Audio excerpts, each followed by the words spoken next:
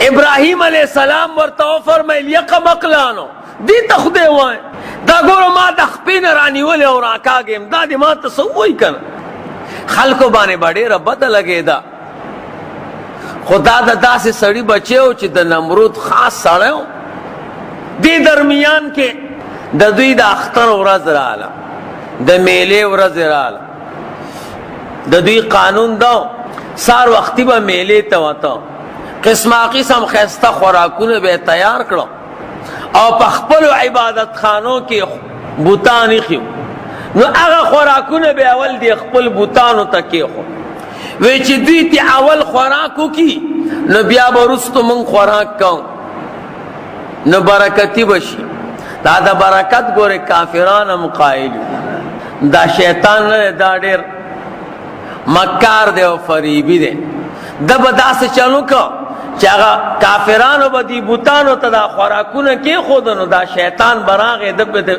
له خوراک وکړو زه به یې کنډم کو نو چې هغوی به راله چې او خو خوراک خو یې ته کړی دی هلکه وایي خوراک برکتي شه زمونږ خدای ته اول خوراک وکړه او موږ وروستو هغوی خو به نه وخورو خو کاڼي وو شیطان به ته خوراک کو نبی علیہ السلام فرمایي چې تاسو خوراک کوئ نو پهله بسم الله وایئ کنی بیا تاسو سره شیطان خوراک کوي نو اکثر مونږ او تاسو چې میلمانه راشو یا کور کې خوراک کو روټۍ کله کمیږي او کله ترکاری کمیږي او یو کس ورشه روټۍ راوړه ورشه ترکاری راوړه دا ولی کمیږي دا مونږ او تاسو بسم الله نه وایو دا د حضور د امت خصوصیت دی ګوره چې طعام الواحد یکفی الاثنین د یو کس خوراک دو کسانو لکار کوي دا د حضور د امت خصوصیت ته او مونږ او تاسو باندې کله روټۍ کم شي نو هلته بسم الله نه وایو بسم الله چې نه وی نو شیطان د سره خوراک کوي تا ته پته نه لګېږي او څیز ختم شي او چې بسم الله ووایو نو شیطان وتښتي او حضور وایي که مخکې د نه بسم الله ایره شوه نو میز کې ووایو نو شیطان چې کم څیز خوړلي هغه دوباره الټی کی نو د اختر ورځ به د دوی خوراکونه تیار کړه او خپل خدایانو ته یې کېښو وایي موږ به میلې ته لاړ شو هلته به چکرې مکرې ولګو چې واپس راشو نو زمونږ خدایانو به د دې خوراک نه خوراک کړی نو بیا به موږ وخورو نو موږ ته برکت میلو شي ابراهیم علیه السلام ته وی راځه ځو میلې ته وایي زه نه ځم ولې نه ځې وایي زه بیمار یم انی سقیم زه بیمار یم علماء وای ابراہیم علیہ السلام بیمار نو او دلته وی زه بیمار نو دا دروغ نه دی نو درې جواب علماء کوي یو جواب دا دی چې دغه وخت کې ابراہیم علیہ السلام یقینا بیمارو تبوا دیم جواب دا کوي چې ابراہیم علیہ السلام فرمایل زه بیمار ستاسو د بوتانو د عبادت نه دا مال خنه ده د معنا ده تاسو د خپل بوتانو عبادت کوئ او خوراکونه مرتقی خو اوس میلو ته ځئ او واپس به راځئ زه د دې څیزونو نه بیمار یم مال دا خنه دي او یا دا معنا ده چې دا دروغ وو خو دا روان ځکه ابراهیم علیه السلام به اوس بوتان ماتای چې سړی دروغ د دې دپاره وایي چې حلال سیز پې ځان ته حلال کی نو دا دروغ هم حلال دي څوک چې دروغ وایي خو څه دپاره به یې وایي که نه یو خو مونږ او تاسو هسې بې تپوسه دروغ وایو ګپ شپ کې راشو نو دروغ وایو دا حرام دی ګورې بغیر ضرورته دروغ څنګه وی دې دپاره دروغ وایي چې ګپ شپ لګوم خلک وخاندي او وایي چې لکه ناشنا کار یې کړی منځ کې دروغ وایي نبی علیہ السلام فرمائی لوی خیانت دا دے چې ته یو ورور ته خبره کې او هغه تا باندې ګمان د رښتینې کوي او ته دروغجن دا لوی خیانت نو چې څوک دروغ وایي هسې وایي نو هسې ویل دروغ حرام دي او یا به دروغ د یو څیز دپاره وایي څه به پې ځان له ګټي څه کار به پې کوي نو اوس به هغه کار ته ګورو کاغه کار حلال نو دروغ حلال دی، کاغه کار حرام نو دروغ حرام. کاغه کار حلال خو بغیر دروغ کېده او تا بیا هم دروغ وي نو دا بغیر ضرورت دروغ دی، نو دا حرام دی. او کاغه کار حلال حرامو نو بیا دروغ حرام دی. مقصد دا دی چې د حلال او د حل د پاره دروغ ویلم حلال دی، خو د حرام او د حلالولو د پاره دروغ ویل حرام دی. یا بی ضرورت وي دا خو ضرورتو د اصلاح په نیت وي. زمونږ علما وایي دریو مقاماتو کې دروغ ویل روا دي. یو چې کله دې څوک وجني او تا ته وایي دروغ ووایه کني مړ کوم دی نو بیا ووایه. نمبر دو، کله د دو مسلمانانو په منځ کې صلح کې روغه کې او هغه په رښتیاو نه کېده او په دروغو کېده نو دروغ ووایه. یو ته ورشه چې وروره زه خپله نه یم راغلی، دومره ښه سړی نه یم، خو ستا هغه دشمن چې دی دوه درې ځل زما کوڅې ته راغی او وی چې د سره زما ورورولي وه، اوس هم زړه خفه شوی دی، زه نشم ورتلی، ته زما د طرف نه ورشه ورته ووایه چې هغه معافي غواړي او راځه روغه را سره وکړه. نو هغه به زړه خوشحاله شي چې هلکه ګوره سړی رولېږه. نو که ده درته کنځلې منځلې وکړې نو دی بل ته ورشه چې رور هغه رالېږلی، نو په دې دروغو سره به د هغوی د زړونو په منځ کې ربط پیدا شي. دریم نمبر، خپلې بیبي ته دروغ ویل.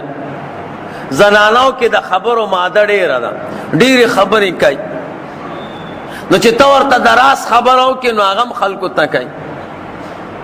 نو چې کومه خبره پټول غواړي نو هغه ورته مه کوه، د هغې په ځای ورته دروغ ووایه نو ستا د راز خبره به پټه پاتې شي. موږ او تاسو اکثر کورونو کې د زنانو د خاطره مور او پلار خفه کو، خپلوان خفه کو، او بیا خصوصا چې څوک تازه واده وکړي نو هغه مور او پلار نه جدا کېږي په جګړو. نو دا د دې ښځو جګړه نه وي، دا خبرې کوي. دریو موقعو کې ډېرې خبرې کېږي. ګورئ دریو موقعو کې خبرې ډېرې کېږي. نمبر ایک چې جګړه کې خبرې ډېرې کېږي او زنانو ته پوره تاریخ یادي، نو د هغه بلې زنانه پوره تاریخ ورته ووایي ستا مور داسې کول او د مور د مور مور دې داسې کول، نو خبرې پکې ډېرې کېږي او زنانو کې د خبرو ماده ډېره ده، نو جګړې ډېرې جوړوي چې ډېرې خبرې پکې وکړو. نور جګړه کې مقصد نه. دویم نمبر، واده کې خبرې ډېرې کېږي، نو زنانه چې د واده نه پاتې کې نو خفه کېږي. ودونه یې خوښې وي چې دې کې به ډېرې خورګانې زمونږ راجمعي او موږ به ورته خبرې کوو نو خبرې به رانه ډېرې وشي. دریم نمبر، مړی کې خبرې ډېرې کېږي، ډېرې زنانه راجمع شي نو خبرې ډېرې وکړي او په جړا کې هم خبرې کوي. نو زنانو په جګړو به نه خفه کېږئ، دا د خبرو کولو موقع ځان له ګوري. نو اکثر ساده سړی مور او پلار خفه کی یا رشتہ داران خفه کی. دی وای زما دې ښځې سره خلک ظلم کوي، د الله بنده زنانه جګړې سره کار نشته، خبرو سره کار دی، ته سره ډېرې خبرې کوه نو جګړه به نه کوي. نو زنانو کې د خبرو ماده ډېره ده، نو چې ډېره ده نو چې کومه خبره پټول غواړي نو مه ورته وایه. بهرحال ابراهیم علیه السلام چې کم دروغ ویلي هغه حلالو، حلال کار یې پې کو، بوتان یې ماتول. وایي زه بیمار یم تاسو ځئ، هغوی ورته وی صحیح ده ځه. لاړو ابراهیم علیه السلام پاتې شه، یو زبردست تبر یې وکته او راله هغه کمرې ته د دوی عبادت خانې ته، قیمتي لوی لوی بوتان لګیا دي او مخې ته ورته ترکاریان ایښي دي. ابراهیم علیه السلام وله راغی، ما لکم لا تاکلون، ولې نه خورئ؟ خورئ که نه؟ تاسو خوسې ګورئ، دې دومره قیمتي خوراک ته وګوره او ستاسو خاموشۍ ته وګوره، خوراک کوئ که نه؟ نو بوتانو خو غږ نه شو کولی. وایي ما لکم لا تنطقون، دا خبرې ولې نه کوئ؟ چې خوراک نشئ کولی ماړه یې نو خبرې خو کوئ که نه؟ وی صبر وکئ. تبر یې راواغسته او ورته وینیو. غیرتي پیغمبرو کې دا ګران کار دی. ګورې هغه ټول بوتان یې وله مات کړه، ریزه ریزه او یو غټ بوت پکې و، قیمتي جواهر پکې لګېدلي او سونی او چاندي.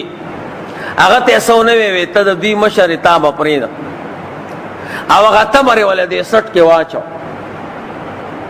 زه وی رابه چې ته بیا حال ورته ووې. هغوی چې د میلې نه واپس راغله چې خوراکونه به زمون خدایانو کړي او برکتي شوي به چې وی کته هغه ریزه ریزه پراته ډېر زیات خفه شو. دا کار به چا کړی؟ خبره نمرود ته ورسېده. خلک یې راجمع کړه دا کار چا کړی؟ یاره وایي دلته یو هلک د ابراهیم ورته وایي. دغه وخت کې د ابراهیم علیه السلام عمر مبارک 19 کاله. وایي ابراهیم ورته وایي او هغه همیشه زمونږ د خدایانو پسې خبرې کوي او د دې عیبونه بیانوي.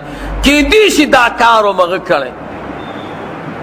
وایي ری ولی ابراهیم علیه السلام یې راوست. ورته وایي دا کار تا کړی؟ هغه ورته وی او ما کړی. خو تپوس خو دې مشر نه وکړي که نه؟ بل فعله علما وقف کوي او ما کړی دی. کبیرهم هذا لوی بت پکې دا دی فاسألوه تپوس ته وکړي که نه؟ یا ورته ابراهیم علیه السلام وی د دې لوی نه تپوس وکړي چې چا کړی دی؟ هغوی ورته وی ګوره تا ته ښه پته ده چې بوتان موږ له جواب نشي راکولی او خبرې نشو کولی، نو ته ولې موږ په دې مجبورې چې تپوس دې وکړئ؟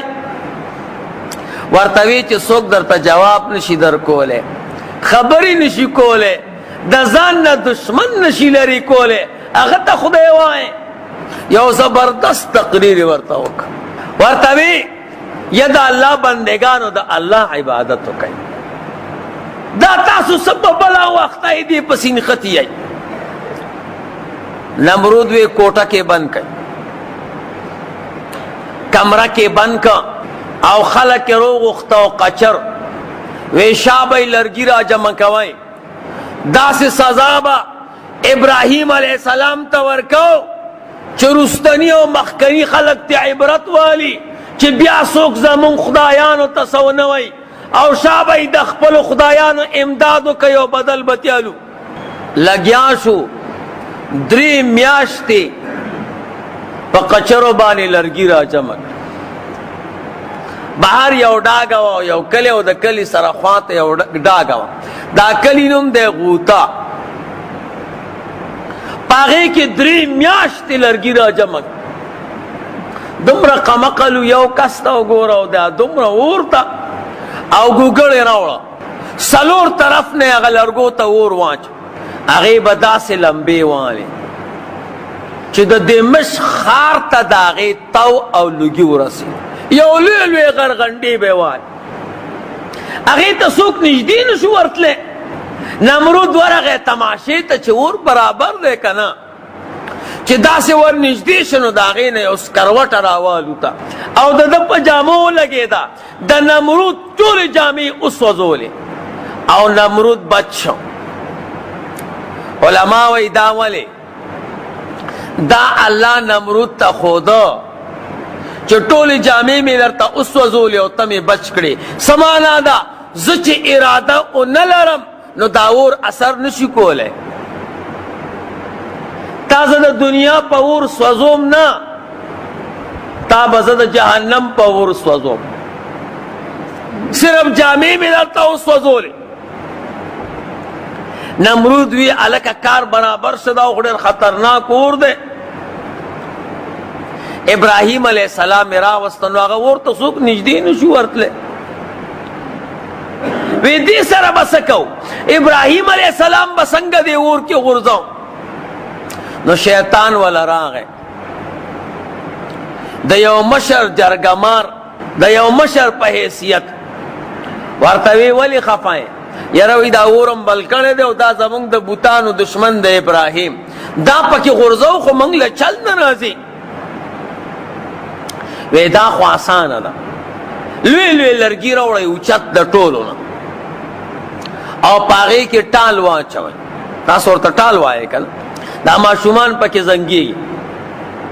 ټال پکې واچوئ او ابراهیم علیه السلام پکې کښېنوئ او جوټي ورکوي نو چې جوټه خط تیز شي او د اور منځ ته دا جوټه ورسېده نو چې څنګه ورسېږي دا تار به ورپسې کټ کوي په چاړه به ووهئ نو ابراهیم علیہ السلام به د اور منځ کې وغورځېږي نمرود وی کارو سے سړی تجربه کامیابه ده نو ابراهیم علیہ السلام په هغه ټال کې کېنو هغه اوږد ټالو نو جوټې ورکول چې سم تیز شو او ابراهیم علیہ السلام د اور منځ ته ورسېده نو دلته په چاړه باندې ولاغه مزه وو نو د اور منځ کې وغورځېدو نو چې د اور منځ کې وغورځېدو نو جبرئیل علیہ السلام راغی هغه لا اور ته نه ورسېدلی چې لاندې جبرئیل علیہ السلام ورته ولاړو کینچ کو لاس کې رونیو په آرامه کېنو جبرئیل علیہ السلام ځان سره د جنت نه یو قیمتي تخت روړ او قیمتي جوړه هغه ورواغستا او ابراهیم علیہ السلام په هغه تخت کېنو د تخت هی طرف ته اوبه روخوټ کېدې چینه شوه او ګس طرف ته د انار ونه رووته ښایسته انار یې ونیوه او الله پاک ورته وی یخشا زما په بنده ابراهیم علیہ السلام باندې او سالم شه علما وای چې ابراهیم علیہ السلام اور منځ ته روان شو بره ملیکو چغې کړې یا زمونږ ربه ابراهیم علیہ السلام صرف ستا عبادت کو د بل چی نه کو داسې کس د اور قابل ګرځې الله ورته فرمیل دا زما بنده دی او اور زما مخلوق دی اور بغیر زما د اجازت نه زما بنده نشي سوځولی کونی بردن و سلاما علی ابراهیم پا ابراهیم علیہ السلام یخشو سالم شو علی ابراهیم زکوی وی که علی ابراهیم پا کی اللہ نے ویلے نو اور بانے با منگا تاسو اس پخلی نشو کونے ہمیشہ با یخو اللہ فرمیل نا صرف پا ابراہیم علیہ السلام یخشا خدا سے یخنا چی دا یخنی نے وجنے و سلام و سلامتیا والا جوڑ شا ابراہیم علیہ السلام فرمائے وی سمر خوشحالی چی ما تا پا غور کے ملوا پا اغورزو کے وی دمر خوشحالی ما تا پا زندگی کی ندہ ملوا میکائیل علیہ السلام راغے او ابراہیم علیہ السلام تا دیور کے کیناست ورتوی یا ابراہیم ما تا اجازتو کا ما تا اللہ پاک دا دی بارانونو مشری را کرے دا زو پا دے اور بانے بارانو کم یخ بشی مر بے کم اگوینا تا تزما ضرورت نشتے جبریل علیہ السلام راغے وی سیب سے ضرورت وی اس اما الیک فلا تا تزما ضرورت نشتے او اللہ نا چیز سوال کوم نو اللہ زما پا حال بانے خبردار دے دا دین چیز دا اللہ نا سوال کوم بس دا اللہ بندے مجھے سرا سرا کئی دا کمال یقین دے او کمال عقیدہ دا گورے خدا دی خبری دا مقصد نہ دے گورے چمنگا تاسو سوکور کیا چاہیے یو سانے راتا ہوئی اللہ کسا خدمتی نزو با دے بچ کم توے نا اللہ نا بسوال کو داد ابراہیم علیہ السلام مقام اگر سی یقین و اگر سی عقیدہ زمونگا استاسو نجوڑی گی گورے زی تب گورے یوسف علیہ السلام جیل تلاڑا 2 کال تیر کرو 2 کال پس بادشاہ خوب بولی دا او بیا یوسف علیہ السلام دا خوب تعبیر ورکا بادشاہوی دا یوسف علیہ السلام دا جیل نرا بار کئی آغا ورطوی دا جیل نرا بار کے گا ولیم دن نکڑے ما زبیل صفائی غوارم بات کے دا جیل نواتل غوارم رسول اللہ مبارک فرمائی زد یوسف علیہ السلام صبر تا حیران ہے کہ زد یوسف علیہ السلام پزے وے ما بدا شرط نوے لگولے نو علماء وی دا رسول اللہ مبارک صبر دا یوسف علیہ السلام نڈیر دے دا خبر حضور ولی کئی دا اخپل امت امت ته تعلیم ورکړه، هسې نه چې تاسو د خپلې زمانې حکومت جیل ته بوځي او بیا وایي زه د جیل نه نه وځم، پهله زه صفایي غواړم. هغه بادشاه د یوسف علیه السلام نه متاثر و، تا نه خو خپل حکومت متاثر نه دی، نو ته به د یوسف علیه السلام تقلید نه کې. پیغمبرانو مقام جدای. بہرحال ابراہیم علیہ السلام د تخت د پاسه ناسته، خیسته د یخی چینی یخی اوبو او بل طرف ته انار او جنتی لباس اغوسته دی، زبردست د ګلونو باغچه ده، ورته ډېر خوشحاله دی. نمرود د غر په یو څوکه ناست دی، ورته ګوري چې دا به څنګه سوځي، چې ویې کته باغچه ده، اوبه دي او انار دي. زړه کې وی دا برحقه پیغمبر دی. علما وی قریبه ده چې ایمان روړی وی، خو بیا سوچ وکړه که ایمان روړم ټوله بادشاهي مې ځي،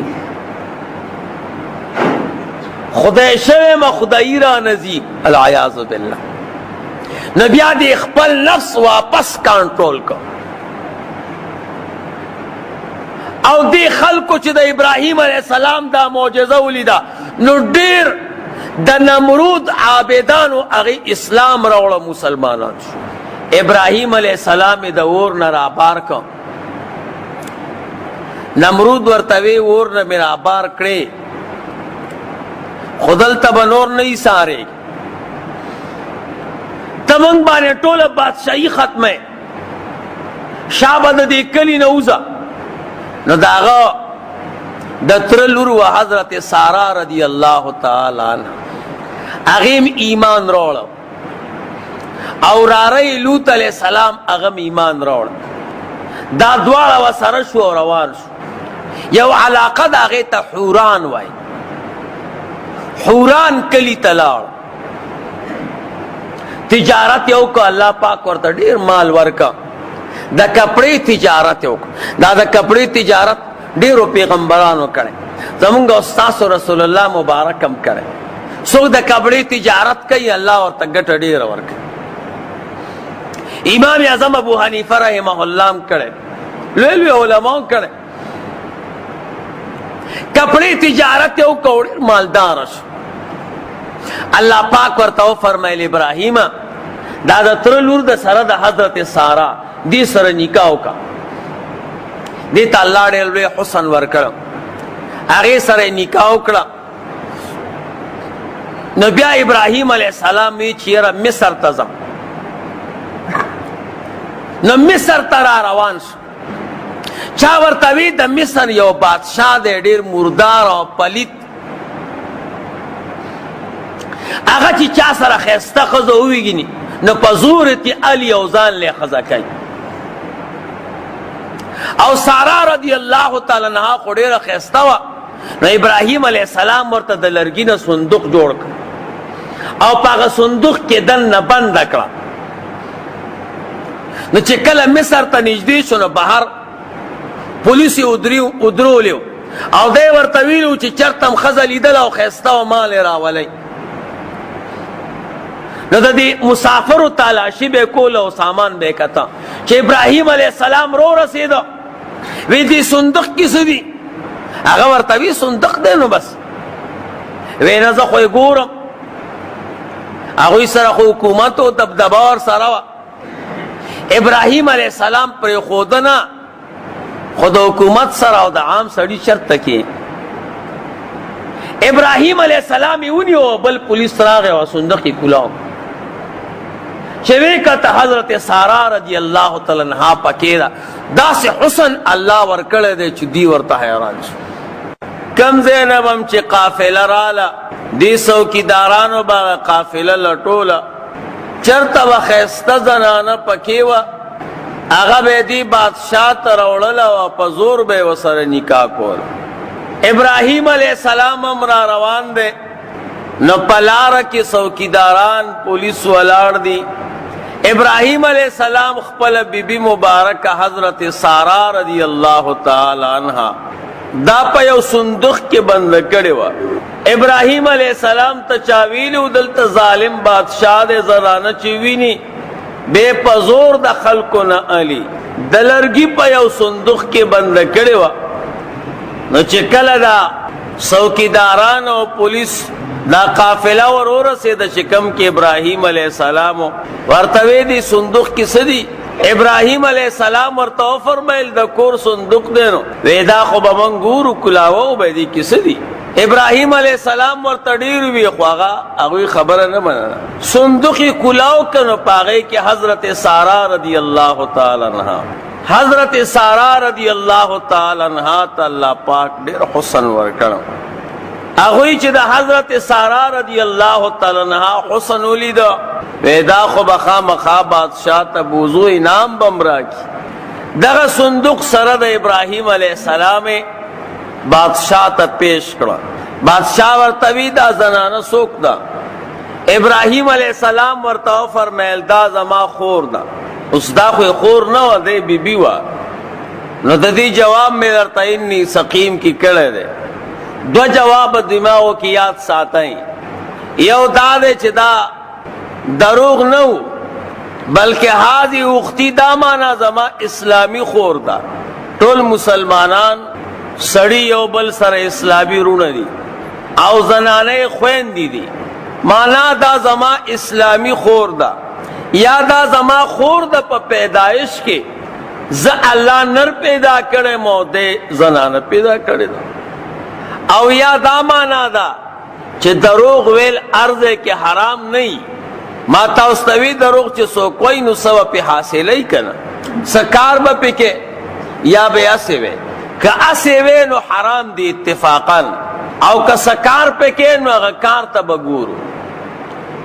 اگر کار حلال دے کا حرام کہ اگر کار حرام ہو دروغ حرام کہ اگر کار حلال ہو دروغ حلال ورطوی کستا خور دو کا عرص دا خدا بمان راکے ابراہیم علیہ السلام ورطوی سوی ظالم بادشاہ سارا رضی اللہ تعالی عنہ اگر ظالم بادشاہ چدینو زان سر کور تا بوتلا اللہ پاک پخپلو پیغمبرانو دیر خپکی بیا پا عام بندگانو دیر خپکی عام مسلمانان بیا علماء اولیاء بزرگان پیغمبران اڈیر غیرتیان دی اللہ دے منگا ہوتا اس تا غیرت نصیب کی انسانیت کی امدائیو غیرت پاتے دے او غیبانی داغے کنڈرم شروع دے خلق و نرور و غیرت زی اللہ دے زمانگا استاس و حیاء و پردوسا دی ابراہیم علیہ السلام دیر غیرتیو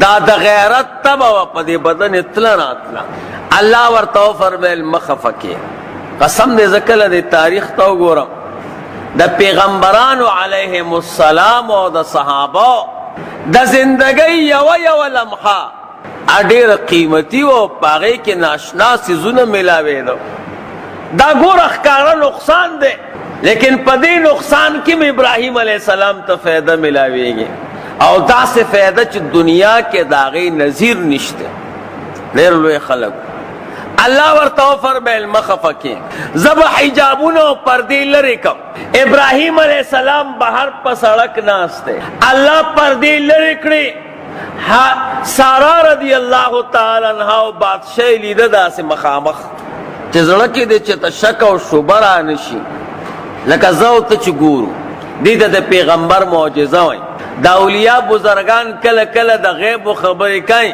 دا زمان ملگری وی دا غیب و علم اللہ سر دے نو اگا دا غیب و خبری نکئی اگا دا غیب و خبری نہیں اگا تا اللہ پاک پردی لری کی موتا تا غیب کاری اگا تا نخ کاری یو بزرگ تا چاوی وی تا دا غیب و خبری کے او دا غیب و علم خو اللہ سر دے اگا ورطوی بچیز دا غیب و خبری نکون دا چی کم سیز اوینم نو داغی خبری کون خو چوسی اللہ تاسو تا نخی نو زما گناہ خوننا ورطوی اگور فلانی زی تلال شای پا فلانی زی کی یو بوٹے دیں او اغی دا پاس چینجے دیں دا اغا چینجی ارادہ دا چلان دے راکوش شی و اغا پانا چی دا نو دمرا کمزور دے چی راکوزی گی ناغه پاڼه وسره واپس را مات شي دی بیا رستو شي پاڼه اوچته شي غریب هم دې تکلیف کې لګیا دی خو ما تخکاری ګوره د غیب خبرې نه کوم هغوی چې ورله یقینا هم دقسې معامله وه یو شاعر وایي رجال لهم سر مع الله صادق فلا انت من ذاك القبيل ولا انا نحوم على الدنيا ونبغي تزهدا فلا انت معدود هناك ولا انا داسې خلق شته چې د هغوی رازونه الله سره صادق یروره ته هغوی باندې اعتراض مه کوه هغه خلکو کې نه ته شمېرې او نه زه شمېرم موږ ټوله ورځ دنیا پسې ګرځو الله نه یادو نو نیکانو بزرګانو د قبیلې نه نه ته یو نه زه یم اولیاو د بزرګانو موږ او تاسو د دې نعمت نه فایده وانغسته په دې مرتبه انشاءالله یو ورځ بحث وکم اولیاء بزرګان سبل اسلام ورسره نه دی دا زمونږ او ستاسو اسلام دی ورسره پیغمبرانو علیهم السلام سره بل اسلام نو دقه اسلامو خو هغوی وله زړه کې ځای ورکړی مونږ او تاسو وله لاسونو کې ځای ورکړی زړه چې راته څه ووایي بس هغه کوو اسلام خو ملاس کې دی بس ویې غورځوم او هغوی به وله زړه کې ځای ورکړی او دنیا به یې لاس کې وه خو چې اسلام به څه ووي غم مه کوه هسې لاس کې ده نو به یې غورځوله دا دومره لوی مقام ورته په دې میلاو نو زمونږ بعضې ملګري تجربه نه لري نو هغه اولیاء او بزرګانو نیکانو پیغمبرانو پسې خبرې کوي الله هم دې د داسې عمل نه وساتي ادب ډېر لوی څیز دی ابراهیم علیه السلام ته الله وفرمیل غم مه کوه پردې ترې لرې کړې خلکو ته دیوارونه ښکارېده او بنګله ښکارېده او ابراهیم علیه السلام ته داسې ډاګه ښکارېده بادشاه او سارا رضی الله تعالی عنها روان دي دی ورته ګوري سارا ته لرې ده او بادشاه ته اخوا دی بادشاه ورته را روان شو سارا رضی الله تعالی عنها ورته وایي د الله نه ویریږه دا خبرې مې ابراهیم علیه السلام اوري لکه داسې څوک چې چاته ګوري او هغوی خو کمره کې دي خو بادشاه ارادې ښه نه وي را روان شو نو خپې لاسونه شل شو د بادشاه اوچ شو پځې را پرېوتېده بادشاه ورته وي دا څه چلو شو وی ما تا ته ونه وی د الله نه ویریږه وی زه بس ته الله ته ووایم چې ما الله روح کی نو زه به تا خپل خاوند ته واپس ورکم ابراهیم علیه السلام ورته ګوري او سارا رضی الله تعالی عنها دعا کوي خدای د بادشاه ارادې ښې شوې خرابه ارادې پرېښوه خدای صحت ورکي صحت چې ورکه نو بیا را روان شو نو بیا شل شو اوه کرته دا کار ورسره وشو په اووم کرت بادشاه پیش چې دا قصه بدله ده ورته وی دا ځل زما رښتینې توبه ده رښتینې توبه یې ویسته الله بادشاه ته بیا صحت ورکړه دا ټوله قصه ابراهیم علیه السلام ګوري داسې مخامخ بادشاه راغه او سارا رضی الله تعالی عنها ابراهیم علیه السلام ته حواله کړه او د هغه سره یوه وینځه وه چې په تمامو وینځو کې د ټولو نه ښایسته وه د هغې نوم هاجره بیبي نو هغه ابراهیم علیه السلام ته ورکړه وی سارا بزرګي ډېره اوچته ده دا وینځه مې درکړه چې په دې به د کور کار نه کېدی به خدمت کوي اوس وګوره ښکاره د ابراهیم علیه السلام نه بادشاه کور والا ونیوه د دې نه لوی مصیبت کمی خو الله پکې څومره حقیقت واچو د اسماعیل علیه السلام مور مبارکه پیدا شوه او زمونږ او ستاسو رسول الله مبارک دا د اسماعیل علیه السلام په اولاده کې دی د اخیری پیغمبر د پیدا کېدلو ابتدا شروع شوه څومره لوی حکمت پکې هاجره بیبي را روانه کړه او سارا رضی الله تعالی عنها رسول الله ابراهیم علیه السلام هاجری بیبي سره نکاح وکړه چې د دې کلي نه بهر راووته یو بل کلی دی هغې ته وادي السبع وایي هغه وادي السبع ته لاړه هلته ابراهیم علیه السلام باندې الله ډېر لوی فضل وکړه ډېر زیات مالدار شو علماو لیکلي دي 12 زره د ګډانو د ګډو کنډکونه د ابراهیم علیه السلام په دې کلي کې 12,000 کنډکونه رمی او د هر کنډک او د رمی سره یو سپیو او هغه سپی د پاسه ابراهیم علیه السلام د ریخمو زینه چولو او بیا په غاړه کې ورته د سونې یو پټۍ چولې وه او نور مالونه د دنیا ډېر مالدار. علما وایي ابراهیم علیه السلام غوندې غني پیغمبر بل نه تیر شوی.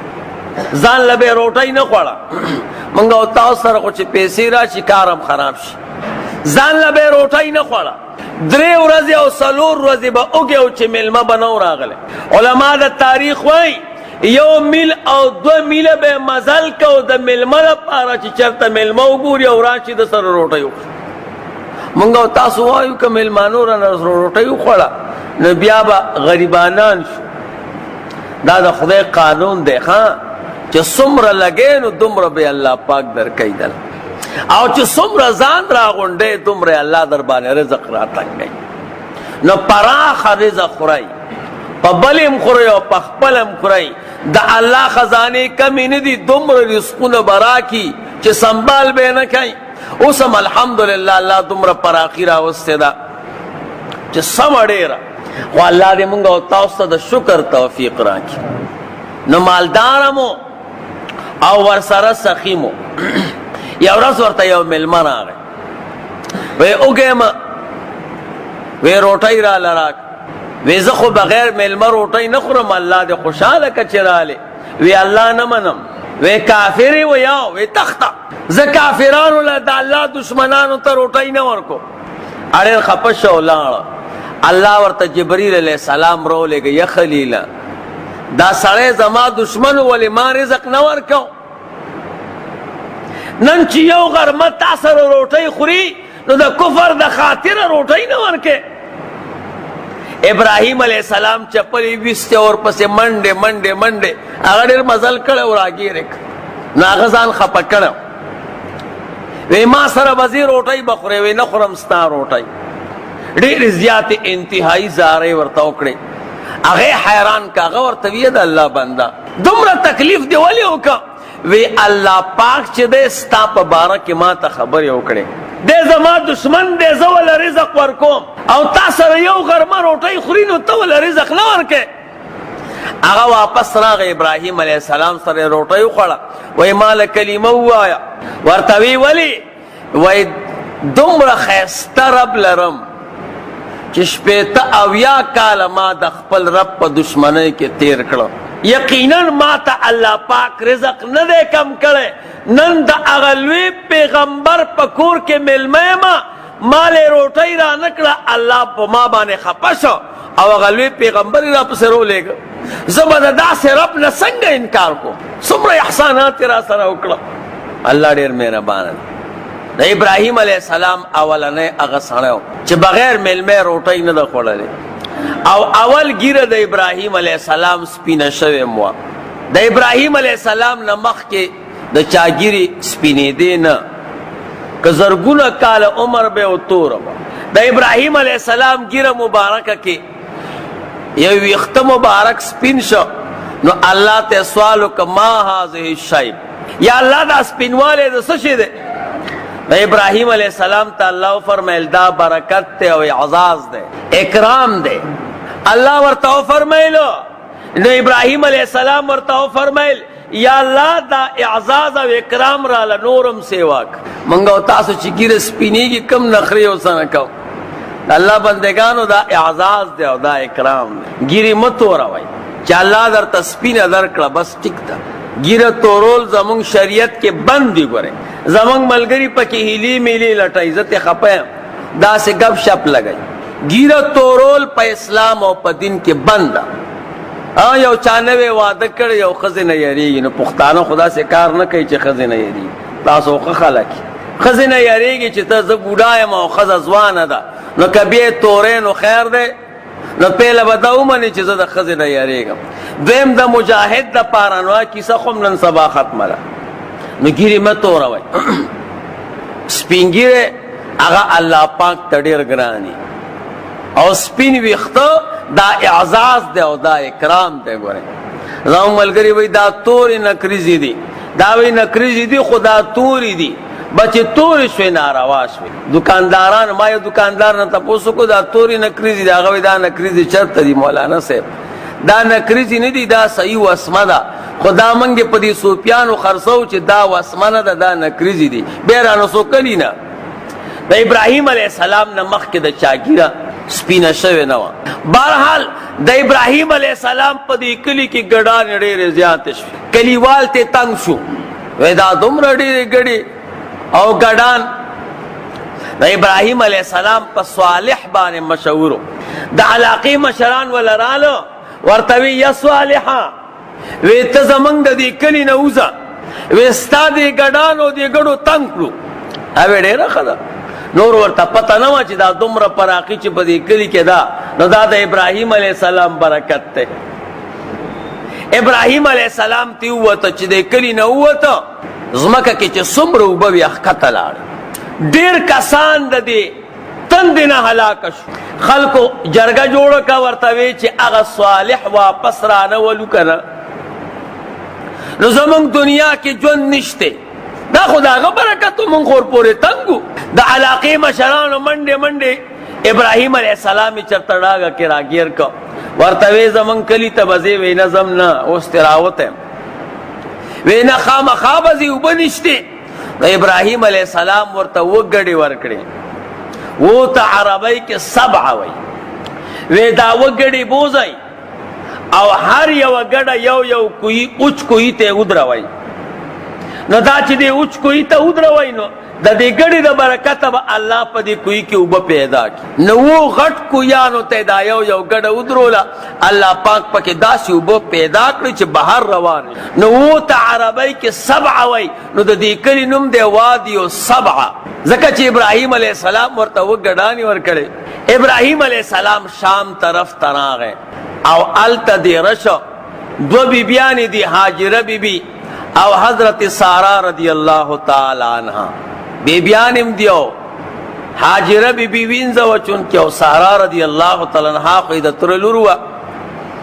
د ابراهیم علیه السلام عمر مبارک چې 85 کاله شو، الله پاک هاجری بیبی ته اسماعیل علیه السلام ورکړ. د دې نه مخکې د ابراهیم علیه السلام بچی نه و.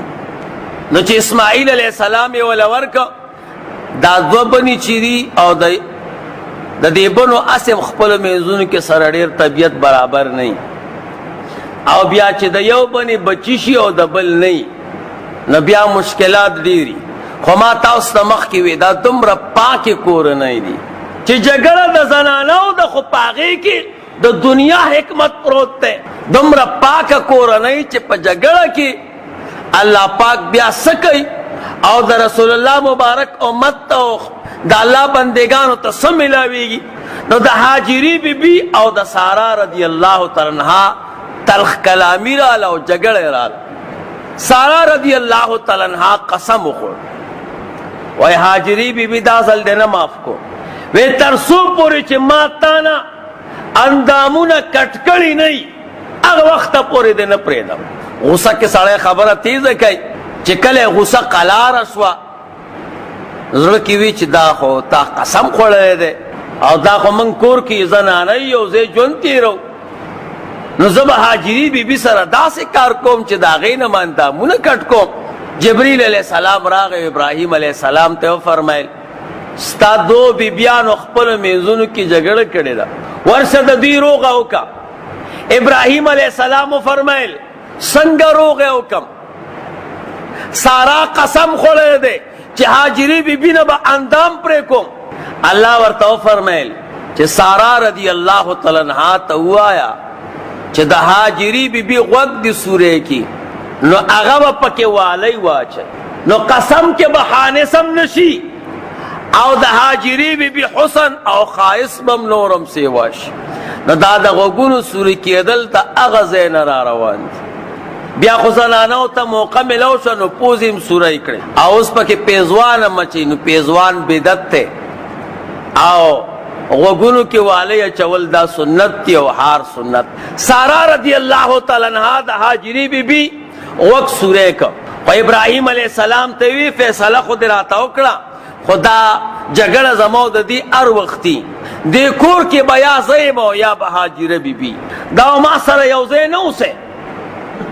ګوره ښکاره جګړه معلومیږي.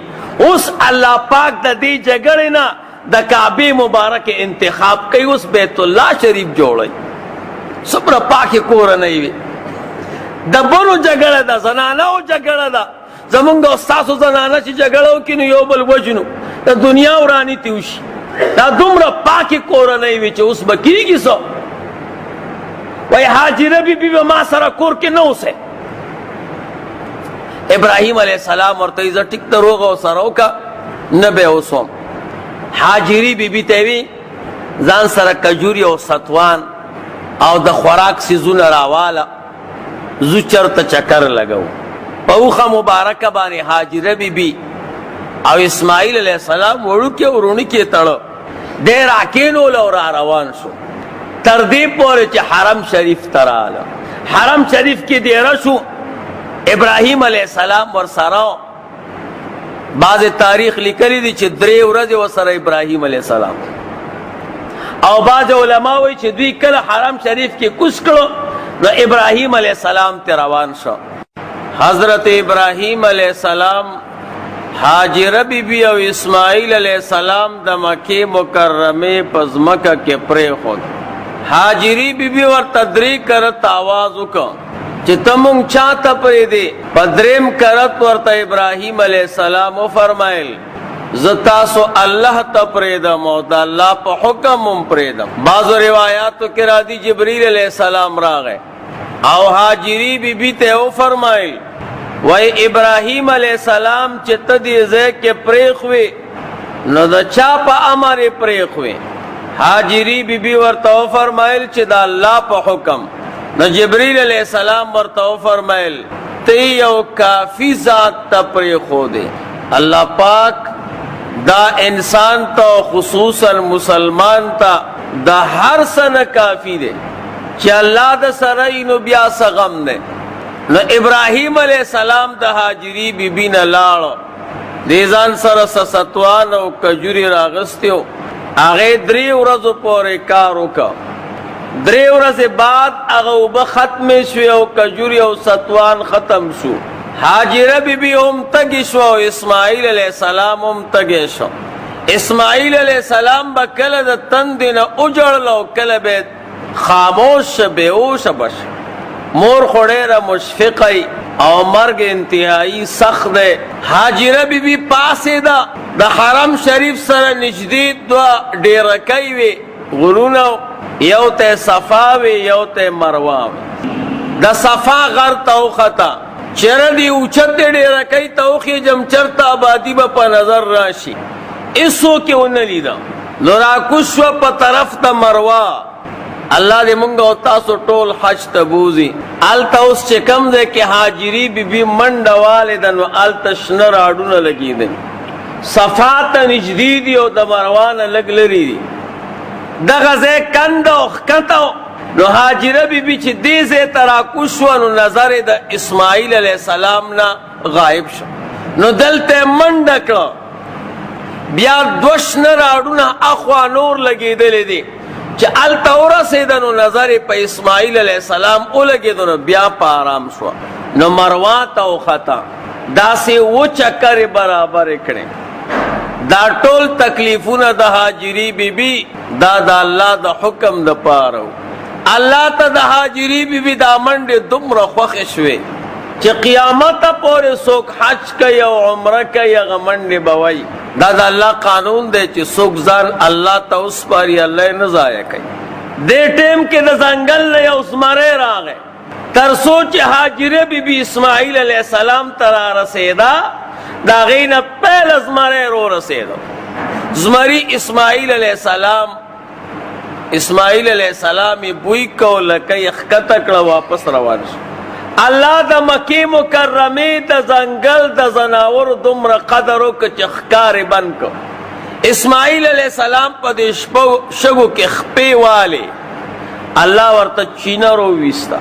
یا جبریل علیه السلام راغی او په وزر مبارک باندې دا شګې ووالې نو هغې کې چینه رووت. حالانکې عربو کې د اوبو ډېر قلت دی دا د ابراهیم علیہ السلام معجزه وا یا د اسماعیل علیہ السلام معجزه وا او د هاجری بی بی کرامتو خلاف العادت کاروش اوبروته اوبرا خټ کې دین او هاجری بی بی خپل جبه کې ورتوي زمزم سمانا دا چه ادریگا نبی علیہ السلام فرمائی کہ حاجری بی بی ورطا زمزم نئے ویلے نا دا زمزم دا چینو کوئے چه دے دا با دا عام و بوغن دی روانے بھی اس نا روانے گی دا زمانے بادشاہان واغیتا پیپونا لگولا اخپلو بنگلو تے بوتلا لیکن اوبلا نڑے اگا اوبا باوڑی پیپ کی نزی دا یو علاقی نه بل علاقی تا بندی نو چې کله اوبه پیدا شو خو شګوا شاړوا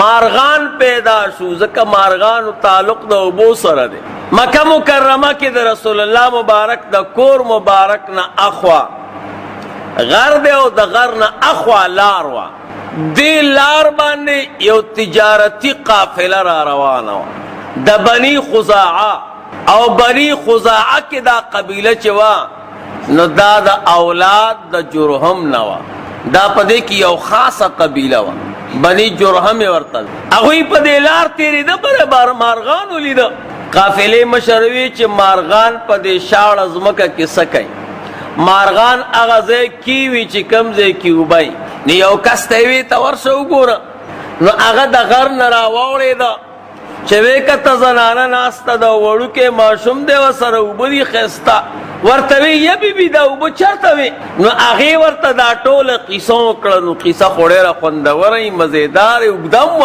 آغی خوالتا انتظار کو نو آغا ور پسی بل کس رو لے گو نو آغام قیسی تکی ناسی دا نو درم کس رو لے گو آخرہ کی دا قافلی خپل مشر ناغ ٹول واقعی ووری دا آغا ورتوی دا سی چل بوکو چه منگ بطال دا خوراک سیزون در کو تو منگ لدا اوبران کی حاجره بی بی دیر او خیارا ووینا چینا ندر کم دا وقت او دا ضرورت موافق بتاسو خوراک را کوئی منگ با دا ضرورت موافق تال اوبا در کو دا دی اوبو دی مالک نجوڑو ذکر دا خصوصیت اللہ پاک منگ لرا کرے دے چه منگی دا اوبو مالکان گرزولیو دا دنیا نو دا دی بل سوک منگ مالک نجوڑو فیصلہ پدیو شوا قافلہ راتاو شوا عمل تاباد شوا عربو کے دڑی اوبو دیر قلت تے اسم چو سوکتلی پتا ورطا لگیل تا اوبو دیر کمی دی دی حاجانو تا پٹینکرو بانی اوبو رازی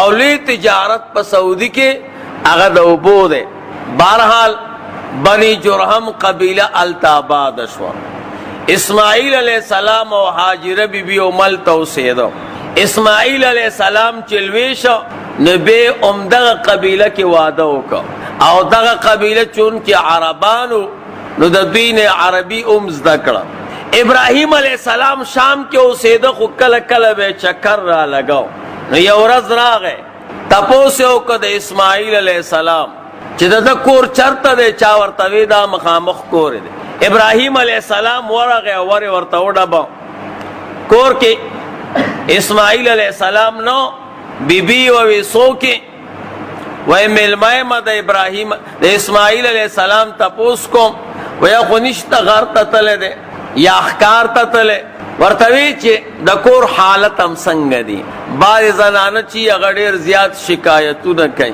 ہر ٹیم کے دا اللہ پاک شکر ادا کول پکا ورطوی من خودے صح حالت کیو زندگی موڑی رضیاتا بیکار دا وی خچ خاون درانشی ورطوایا چه ملمر آغلیو آویلی چه دا خپل کور دا دروازی درشل دی بدلکا دا خانه دا اسماعیل علیہ السلام چراغ نپا کور کے دا خپل والد محترم دا ابراہیم علیہ السلام دا بدن خوشبوئی پوزی ترالا ورطوی سوق نور آغلی وی او کس آغلیو وی سیوی وی چی دا کور دا دروازی درشل دی بدلکا ورطوی دا زمان پلار ابراہیم علیہ السلام او ما تے وصیتو کا چه دغه بی بی دی بدلکا نو زخپل دا پلار کور تا و زما دا طرف نا طلاق ہے منگو تاسو دا پلار خبر نمالو کنا ابراہیم علیہ السلام اسماعیل علیہ السلام تا سوال جواب کور کے پریخ ہے او بچے لگی او دا پلار دا حکم دا خاطر اخپل کور والا طلاق ہے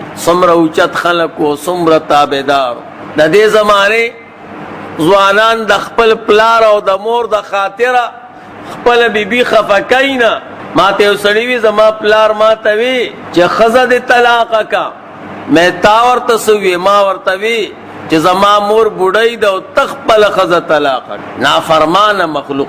اسماعیل علیه السلام دومره تابعدار دی، پلار یې لیدلی نه دی، صرف سوال جواب یې پرېښو، خپله بیبي طلاقه. بیا څه موده پس راغی، بیا یې تپوس وکړو نو چا ورته کور وښوده نو بیا نه و. بیا د بیبي نه تپوس وکوئ د کور حالت هم څنګه دی؟ وی الحمدلله هر څه ډېر او تیر دي.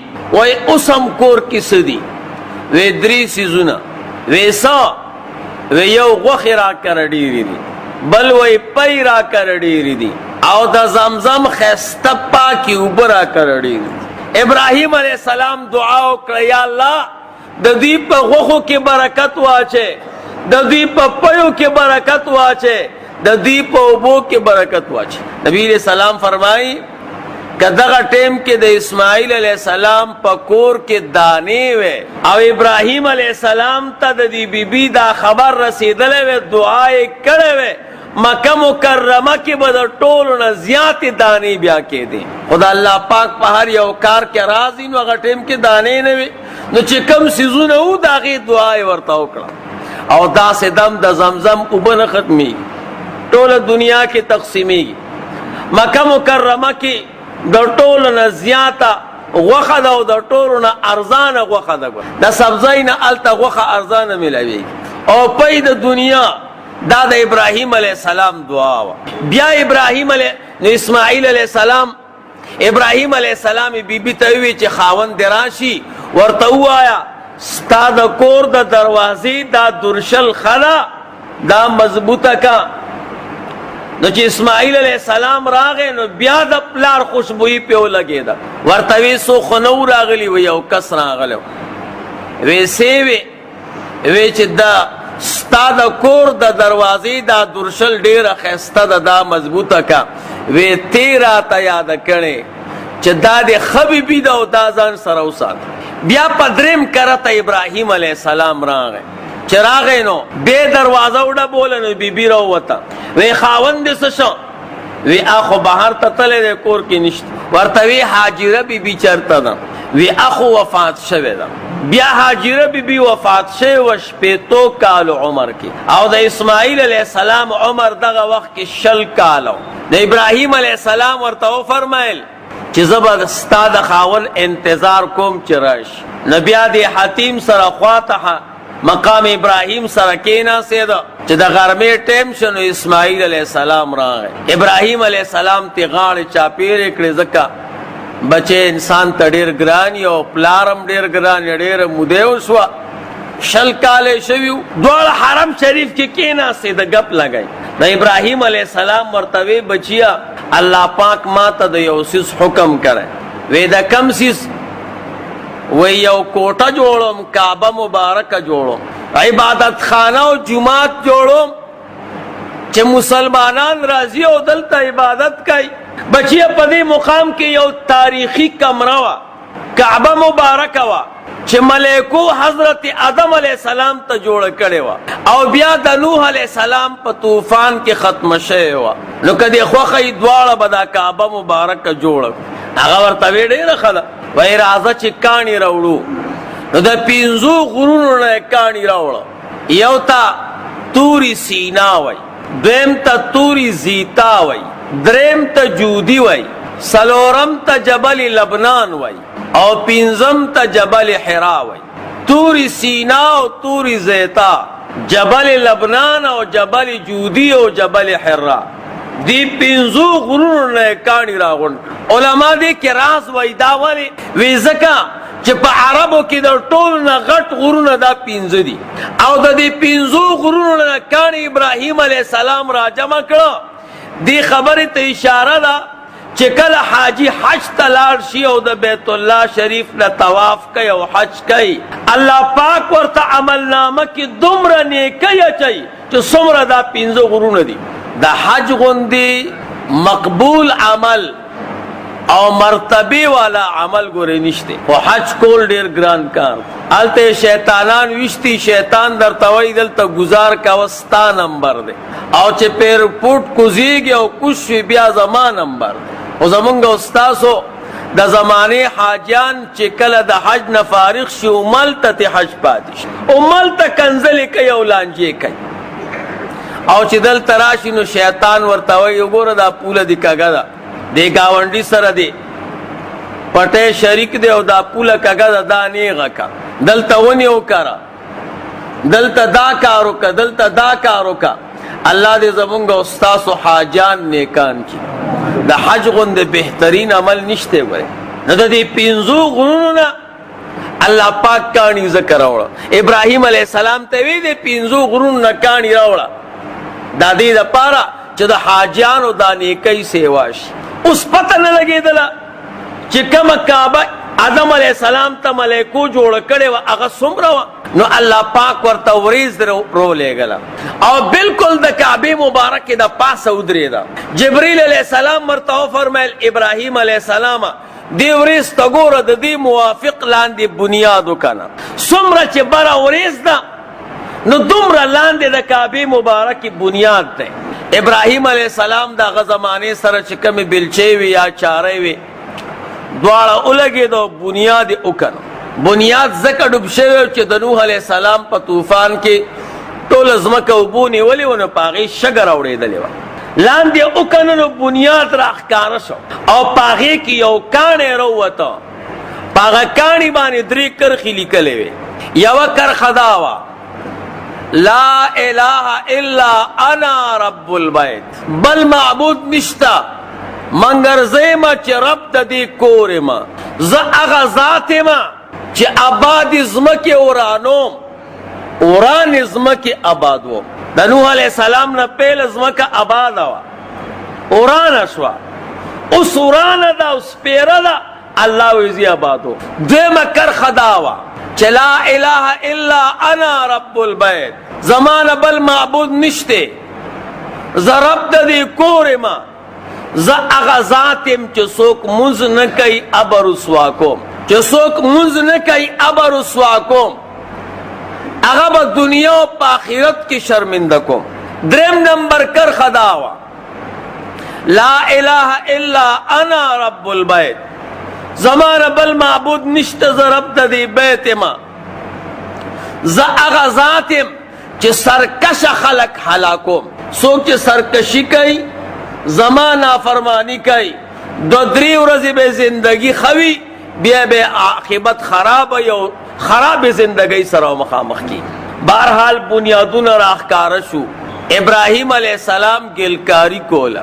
اسماعیل علیہ السلام بولا کانی روڑل او خطه ورته برابرول چې کله کعبه مبارک داسې ځای ته ورسېده چې قوازه غوښتا نور ابراہیم علیہ السلام نہ رسیدو دا اس سے کم دے کے کانے دے دا غین جنگلتا او دا دیتا مقام ابراہیم ہوئی دغه کانی کی دا کمالو جو سمر ابراہیم علیہ السلام با اوچتی دو دیوال با اوچتی دو نو کانے پخپل اوچتی دو بیا بچ ابراہیم علیہ السلام را کزیدو نو کانے بخکتش نو دا ابراہیم علیہ السلام دا پارا قوازہ اللہ پیدا او پدی کانے کی دا ابراہیم علیہ السلام دا پوندو چاپ او دا گوتو چاپ موجودو دا جنگله خو پی اس لگی دلی دا نو مخ کی با خلقو دا مساکاو مگلو بے نو دا لاسونو دا دیڑیرو مگلو سر اغا چاپ ختم شوه ده اس ہم چڑیر سوچو کہ نخکاری کنی دیر نخکاری چکل کعبہ مبارک دا سی زیتا ہو رسی دا چکم زی کی حجر اسود لگی دلی خواتا و سر یو غرد جبل ابی قبیس ورطاوی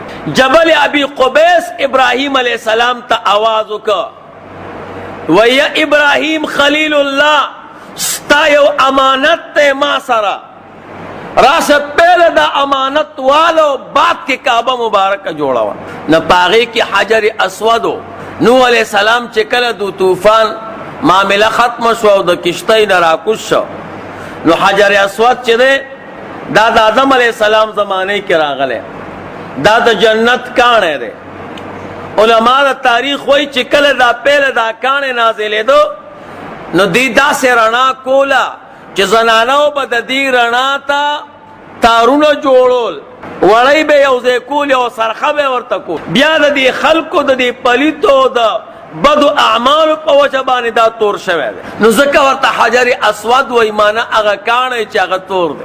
نو حضرت نوح علیه السلام بیا دا کاڼی راواغسته او جبل ابي قبیس کې کېښو. نو دا یو امانت و. نو ابراهیم علیه السلام ورغی او حجر اسود یې راواغسته، د خپل ځای کې کېښو او د کعبې مبارکې بنیاد برابر شو. دو دروازې ورته جوړې کړې، یو مشرق طرف ته یو مغرب طرف. او د در اوس خدا درشل اوچته ده. ابراهیم علیه السلام چې کومه دروازه جوړه کړې وه د هغې درشل په ځمکه پورې نښتې وه.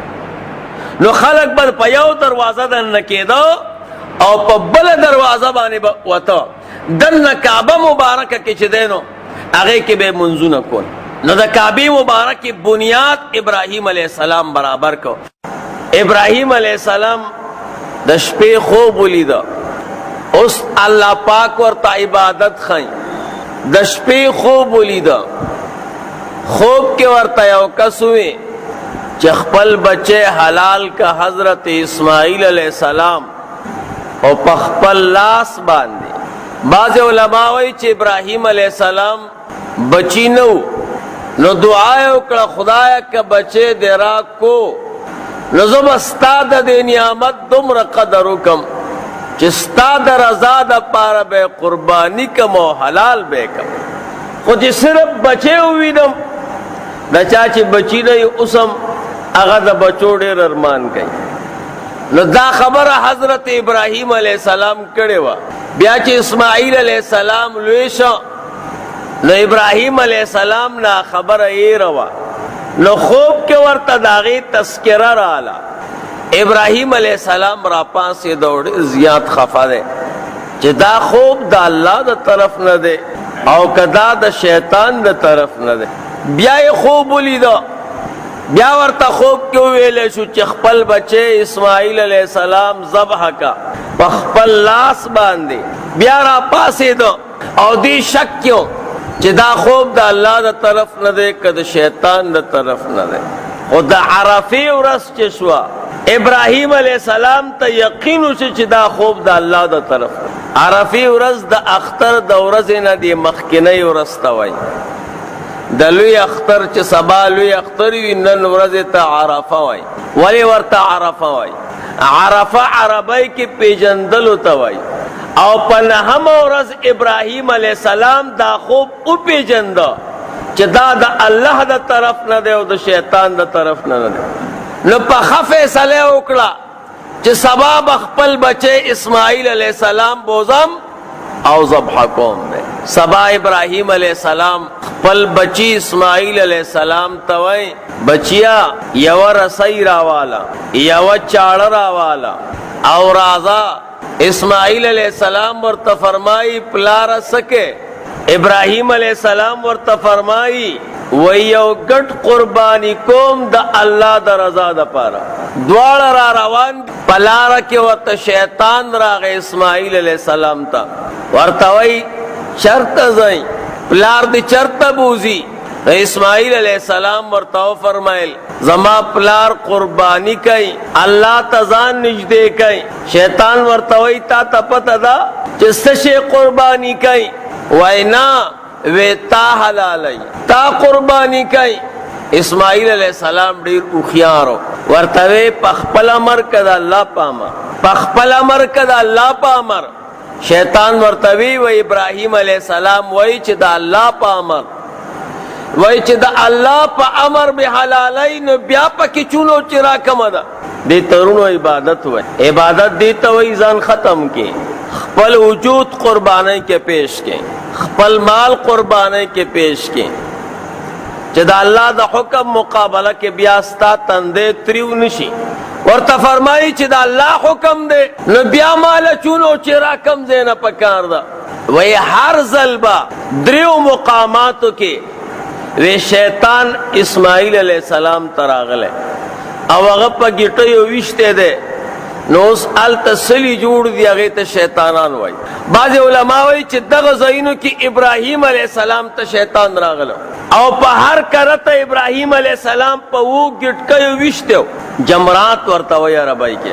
جمرات معنا کاڼي ویشتل. وو ګیټکیو باندې ابراهیم علیہ السلام واړه ګیټکي راواغسته او دا سے لاس کی ونی و تاستا علماء چل خودلے دے آلتا چی شیطان ولی نوڑو کے گٹکے براوالے او پا دی مسواک گتے بے کیے دے او دا دی غٹے گتے دا نکبو تاڑم کے نو دا سے بے اولی اس ظاہرہ دادا چی ابراہیم علیہ السلام وڑو کے گٹکے راواغستا او پا مسواک گتے کی خود دا نکی ور تاڑم کو نو پا دی خو شیطان نخوگی گی دومره کمزوری گزار باری او معشومم نخوگی گی نو علماء دا دی دو جواب کئی یو دا چی دا گزار نو دا دا شیطان بیزتی وا چی شیطان تما تا نصیحت کے او قسمون را تخوری نو اخواشا او دا چاپا بیزتی کی درد مقصود نہیں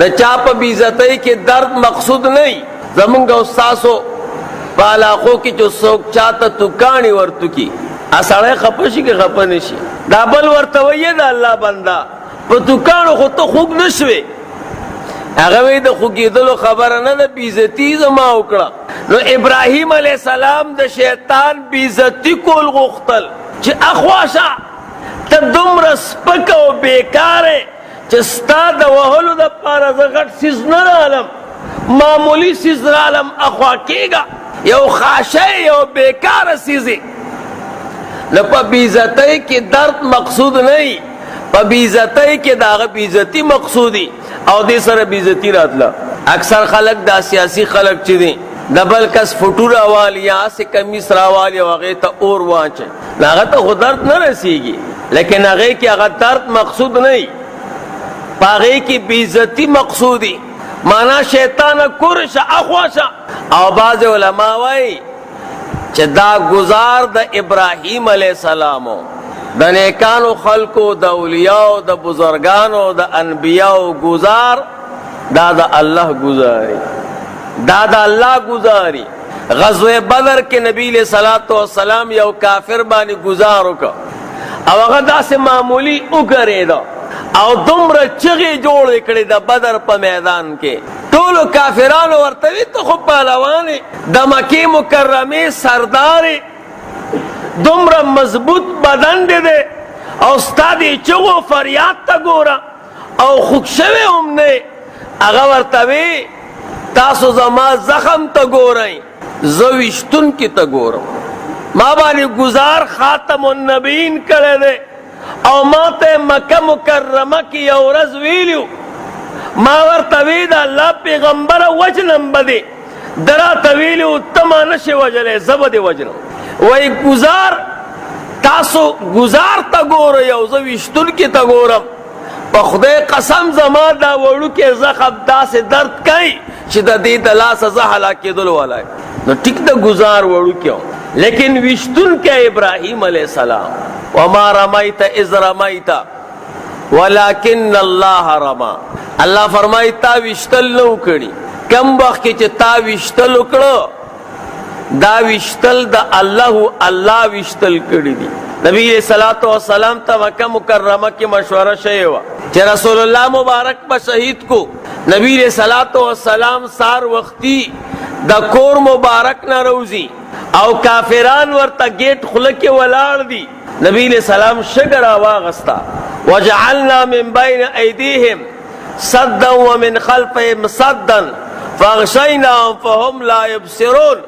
دے پی چف کرو کافرانو طرف تے وروشتا اللہ دا شگر دا کافرانو دے سترگو تا او رسولا نو اغوی پسترگو لاسونا کی خود او رسول اللہ مبارک تی پا غزوہ بدر کے مسلمانان چونکہ کم 313 کافرانو تعداد سیواؤ نبی علیہ السلام دعا کئی زمان ربا دا وڑو کی ڈر مسلمانانو کدا ہلاکشی بیا بزر سکو نبی علیہ السلام دا اخی مبارک نراکوش او لگا شگر آواغستا کافرانو طرف تے وروشندلا دا یو کافر سترگو تا ارسیدا اغوی پخپل سترگو لاسونا کی خودل او مسلمانان ورطا ازگار شو دا اغوی سرون قلم کرو وشتل دا اللہ اصحاب الفیل واقعہ موریدل دا ابراہی اولی ظالم تیر شوی دگا عراق گورنرو یمن ځان له التکابه جوړ کړي وا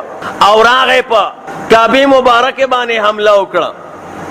اللہ پہ توتاگر کی راوستو، توتاگر کو پخلو کے کانیو او چی گزار بے اوکا نو دغا کافران با پسر اولگی دو لاندی بتی ہوا تو علماء وائی اس دا مارغا پخلکی با دمرا طاقت سنگ پیدا شی. دا مارغا خلکی کانے انیو او گزار اوکا دمرا تیزو چی پسر اولگی دو کافران لاندی تی ہوا تو منگوائیو گزار دا توتاگر کیو خوشتن کے اللہ ہو گورے گزار تب نہ گورے وشتن کے تب گورے وشتن کے ڈیر سیدار دے او خطرناک گزارے دے چا اللہ دے اللہ دے منگا و تاسو دا خپل گزار نہ بچ کی گورے.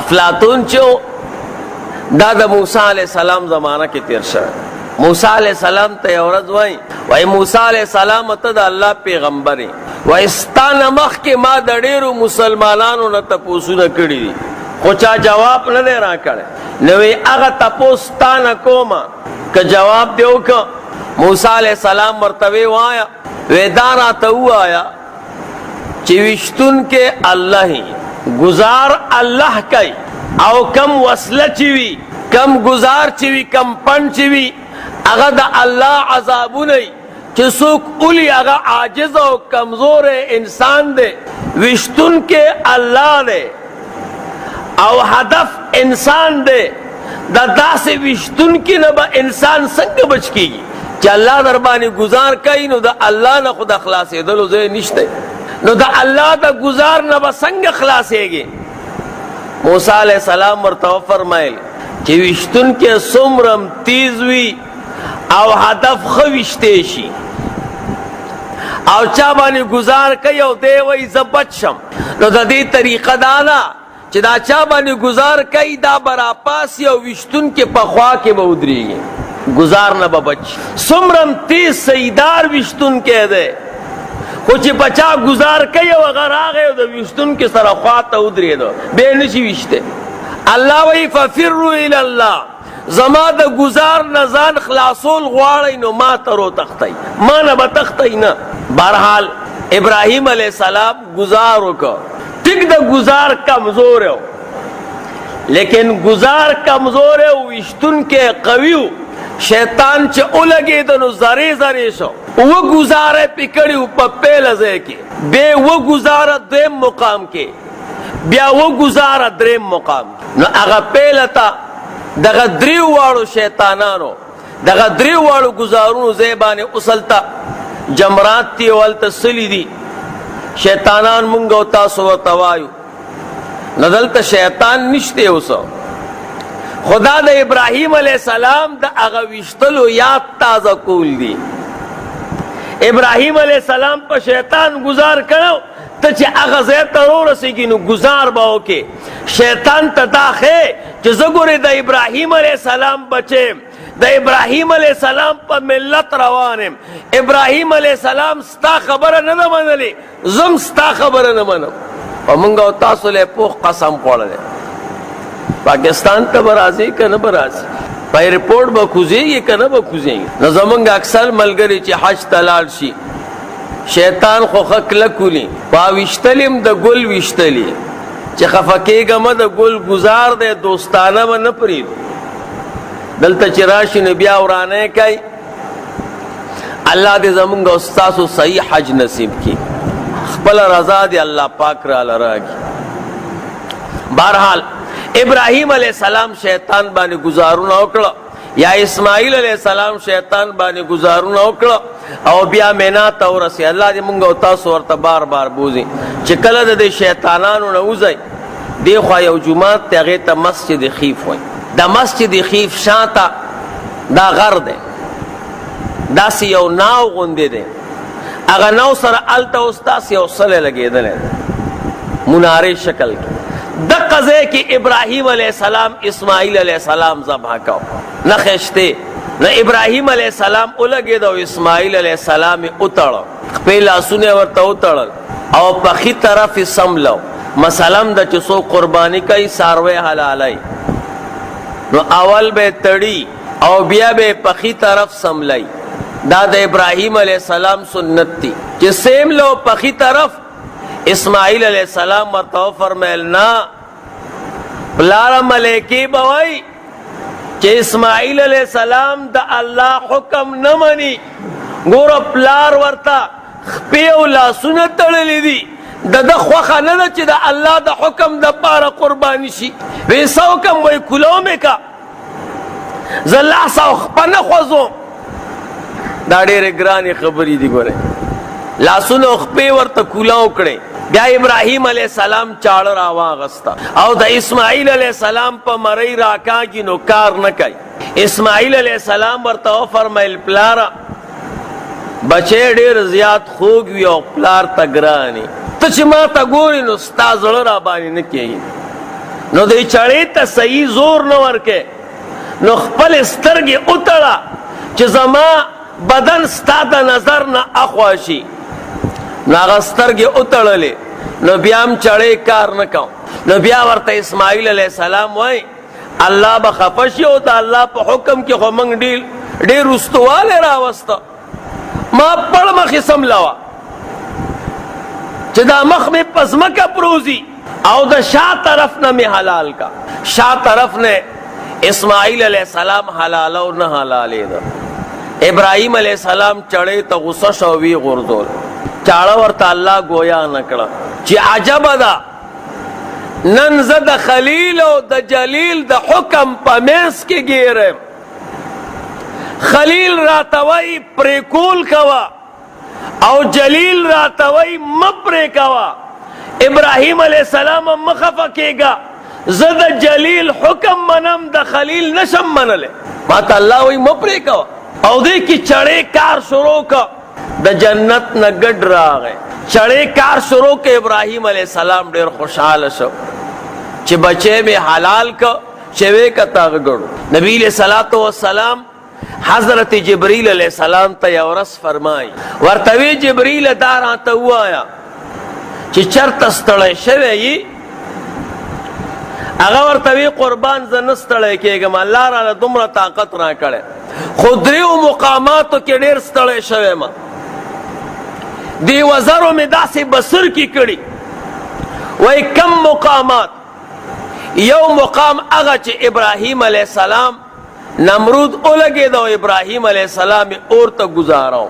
نو چې کله ابراهیم علیہ السلام را روان شه د اور منځ ته زه سدرة المنتهی کې الله راته وفرمایل زما بنده ابراهیم علیہ السلام اور ته روان دی.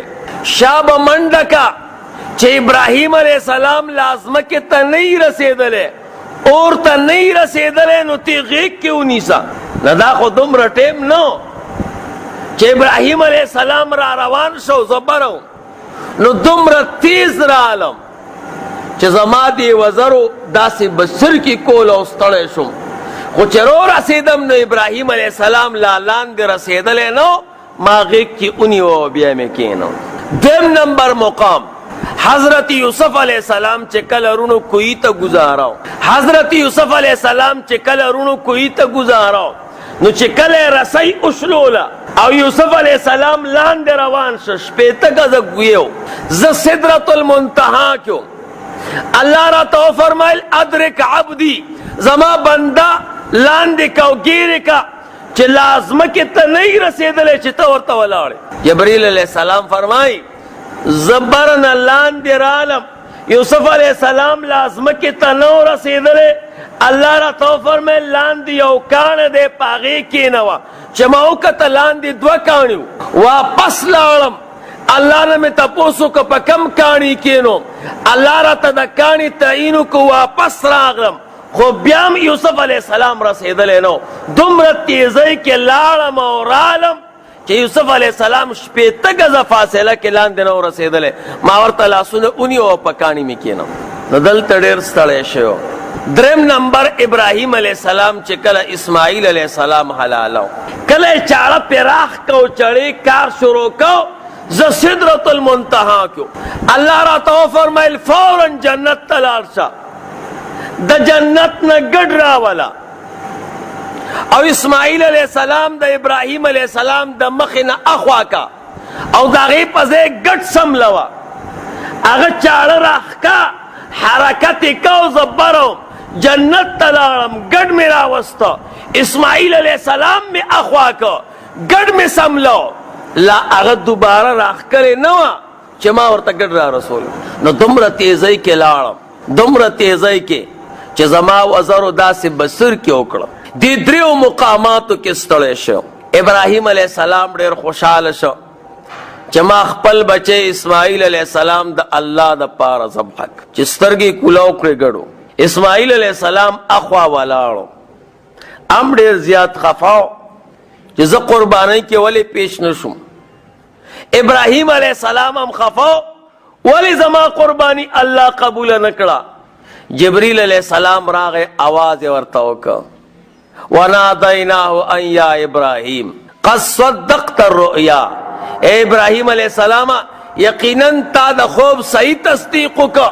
یا ورطا اللہ پخپل آوازو کے ابراہیم علیہ السلام مخفا کیے گا دا گٹ قربانی ندا تا یقیناً صحیح قربانی اکڑا اس گڑ والی قربانی کے والا راتا نو علماء دا دی دو جواب اکائی یو جواب دا چه ابراہیم علیہ السلام کل اسماعیل علیہ السلام دا کور نرا روانو دا اسماعیل علیہ السلام ورطا او فرمائل چرتا میں بوزی دا ابراہیم علیہ السلام ورطا او فرمائل یو گڑ دا اللہ دا رضا دا پارا قربانی کو نو پہلا ابراہیم علیہ السلام دا خلی مبارکی نا دا گڑ خبر ویستے وا اللہ خپل دوست دا رخ جن کو نا دا خبر صادقہ کرا چتا دا خلی نا دا گڑ خبر ویستے دا نو قربانی با ام دا گڑ کیگی کل کل اللہ دا انسان دا خبر موافق فیصلو کی تاستمی دا حضرت موسیٰ علیہ السلام واقعہ کی ویلو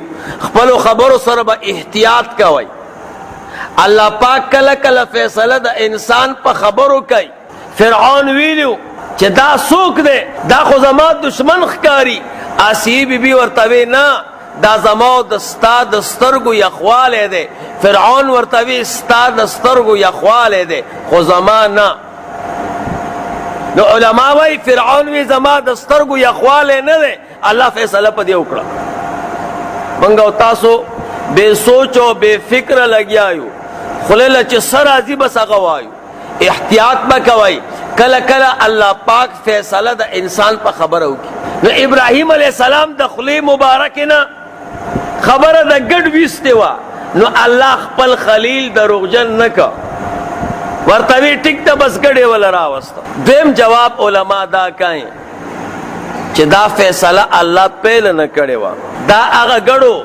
چه حابیل او قابیل کل قربانی کولا نو قابیل زمیدار و دانی راوستے وے او حابیل گڑباو گڑی راوستے ہو اگا گڑ اللہ دا حابیل اچت کو جنت تے بوتا دم رکالے پا جنت کی سراو دا اسماعیل علیہ السلام دا قربانی دا پارا علماء وی اگا گڑ سمرا اگا دا اتی عمر گڑ شو ساروے چی خواہ خوراکو کی نو خواہ گٹی دا جنت مستا و خیستا گئے خوڑلے وا نو دا اتی عمر شو اگی دا پاسا ویختا نو بعض علماء وی چی پاگا گٹ کی اگا اڈو کی چیو ام ختم شویو صرف واز کا وخا پاتے وا نو چونکہ بہترین گڑو فیصلہ اللہ پاک داغینا پہلا کرے وا نو زکا اللہ ورطا گڑ راوست نو چی گڑی حلال کو وخا سشوا نو دا علماء پا کی دو قول دی یو قول دادے چی ابراہیم علیہ السلام اگا حلال کو وخا تقسیم کرا دا غزے کی چی سمر فقیرانو و مسکینانو نو پاغوی تقسیم کرا بعض علماء وی دا وقت کی عادت داو چی دا چا قربانی با قبول شوا دا اسمان نبا اور راغے او اگا بے راواغست او بے سوزو نو اسمان نا اور راغے او دا گڑی اس وزو بعض علماء وی دا گڑ ابراہیم علیہ السلام دری حصے کو سی دریاب تا غرزو سی پوچا پریخو سی زنگل تا یوڑا نو زنگل والا تا زنگل و زناور اخوڑا اوچی والا دا ہوا مرغان اخوڑا چی کمی دریاب تا غرزو اگا کبانو دا حضرت ابراہیم علیہ السلام پا بارک علماء دا تاریخ وائی چی کلے دا وفات زبان را نجدیش وا دا ابراہیم علیہ السلام کی عادت مبارک داو چې ترسو به ملمنو پیدا کړي نو روټۍ خوړنه. یو ورځ کور تراغه او اوګه دی او ملمن نشته. سارا رضی الله تعالی عنها ته فرمایل وې زه خو نن ډېر زیات وګم او ملمن نشته، ګرځم چرته ملما ګورم چې ور سره خوراک وکم. د کور نه بهر وته او منډې وای یو ځای کې یو بوډا پیدا کړ. ورته وی ته څوک یې؟ زه مسافر یم. وای راځه. د لاس نه رونیوه. هغه اسرائیل علیه السلام د بوډا په شکل کې د تولاړ د لاس نه ونیوه او کور ته راوست. چې څنګه کور ته راوست نو سارا رضی الله تعالی عنها او پیژند چې دا خو اسرائیل علیه السلام. نو هغه وجړل او داغه زوی د ابراهیم علیه السلام زوی مبارک اسحاق علیه السلام او پیژند چې دا خو د اسرائیل علیه السلام راوست. نو هغه په جړا شو. ملمت وی ته بزینا تو ما سر روټي خوريزه قبل ملما بیا چرته ملاويږي.